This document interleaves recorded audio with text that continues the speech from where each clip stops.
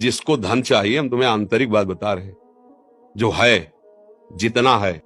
एक बार हम वाराणसी में घाटों में रहते थे, तो वर्षा होने लगी, तो भाग के हम ऐसे छतरियां होती उन पे बैठ, तो देखा एक आदमी ऐसे पड़ा था और वहीं से जल प्रवाह ऐसे जाना था। वर्षा शुरू, तो उनका ये मुर्दा है या जिंदा? तो उनका बाबा ये जिंदा है। उनका तो अभी बह जाएगा और गंगा की धारा में चला जाएगा। अरे बोले बाबा ये काशी। हमका नहीं, ऐसा कैसे? तो उठ क्यों नहीं रहा? बोले उठ नहीं सकते, उसको गलित कुष्ठ है, वो रगड़ रगड़ के चल पाता है। तो कहा वर्षा हो रही, भागे वहां से। अरे बोले वाह काहे को यार, तो ऐसे हम भाग के गए। मवाद ऐसे गंदा ऐसे सब घाट में पड़े। उस समय नवयुवक अवस्था थी, शरीर में ब्रह्मचर्य का पावर था, ऐसे टागा और सीढ़ी चढ़ते हुए ऊपर ले गए। तो ऊपर एक बारिंडा टाइप बना था, तो वहां के जो लोग थे मना, इसको क्यों अंदर लाए ऐसे? उनका 1 मिनट में तुम्हारी भी स्थिति ऐसी हो सकती है, ऐसा नहीं कहना चाहिए। आप बिल्कुल सावधान, इसको हटाइएगा। जब उसको लेटाया ना, तो जो हमारा आंख खोला, फिर जब लेटाया उसको, तो जो देखा आपको क्या बताया, ऐसा प्यार भरी दृष्टि से जब देखा, तो वैसे ऐसे अब हमारे पास तो किंचन कुछ ना सुविधा है, ना पैसा है, ना भोजन है। घाट में रहते थे, जो महादेव जी दे देते थे, उससे मैं रात दिन अपने भजन मार्ग, किसी आश्रम में नहीं जाना, किसी से मांगना नहीं, ऐसा है काम। पर उनकी जो दृष्टि मिली, ये जो आज आप लोग सुन रहे हैं, जो आज आप लोग अनुभव कर रहे हैं, ये केवल इन्हीं महापुरुषों की कृपा से है। साधना तो क्या है, जैसा बना वैसा, वो क्या कृपा में बहुत बड़ी था। मान लो पशु है, अब वो क्या कहाँ दवाई मांगेगा, कहाँ जैसे, अब उसका पैर टूट गया है, उसको ले जाए जहाँ पशु अस्पताल, उसको दवाई करवाएं, उसको जब तक थोड़ा ठीक ना हो जाए, तो उसको खान पान की भगवान बीत जाएंगे। सच्ची मानिए, पर ये बातें सबकी समझ में नहीं आएंगी।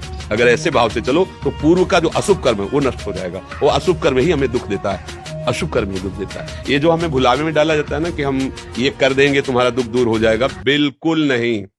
ये हम मतलब बिल्कुल अनुभव की बात कहते हैं। इस भुलाव में कभी न फंसो, बिल्कुल इन बात। अपने कर्म को शुद्ध भाव से करो, किसी से आशीर्वाद मांगने की जरूरत नहीं है। भगवान सबके है, जैसे हमारे हैं ना, वैसे तुम्हारे हैं। तुम्हारी दृष्टि में भगवान के प्रति पक्षपात लग सकता है कि भगवान इनको ज्यादा चाहते हैं, हमको नहीं, लेकिन उस माँ से पूछो जिसके 4 लड़के, 2 कमाते हैं, 2 ऐसे ही हैं, उस जब भोजन परोसेगी तो चारों को बराबर पड़े। ऐसे ही भगवान कहते सब मम प्रिय सब मम उपजाए, तुम सब मेरे बच्चे हो। पर भगवान से विमुख होकर गलत आचरण करोगे तो वही माया पीट रही।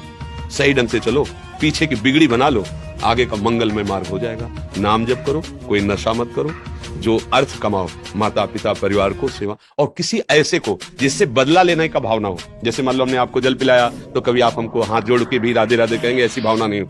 ऐसी किसी की सेवा करो, किसी पशु, किसी पक्षी, किसी ऐसे व्यक्ति की, वो तुम्हारे लिए इतनी जोर का काम करेगा कि सब व्यवस्थाएं बननी शुरू हो जाएंगी। वो कैसे बनाता है समझ में नहीं आता, और जब कर्म बिगड़ जाते हैं तो कैसे बिगड़ता है संभाल भी नहीं पाते। इसलिए उसको रिझा लो, सारी बात बन जाएगी। भाई वो वृद्ध कोई ऐसा भूखा प्यासा बीमार पड़ा हो, इन बातों पे लोग ध्यान नहीं देते। कोई पशु ही है, सेवा का अवसर मिला है, तन मन धन से कर दो, से उसका परिणाम जो आएगा। हाँ, अगर हम धर्म से चले तो सर्वलोक महेश्वर भगवान, ऐसा नहीं कि वो देख, 1 सेकेंड भी कोई ऐसा नहीं जिसको भगवान नहीं देख रहे हैं। मान लेना 1 सेकेंड भी ऐसा नहीं है कि वो तुम्हें देख नहीं रहे।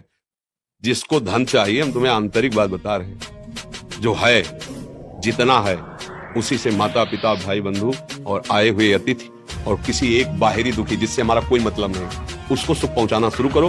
फिर देखो दरिद्रता नष्ट ना हो जाए तो हमें बता देना। किसी एक भूखे को 2 रोटी देना शुरू करो, किसी एक ऐसे दुखी को सहयोग करना शुरू करो, देखो आपकी उन्नति शुरू हो जाएगी।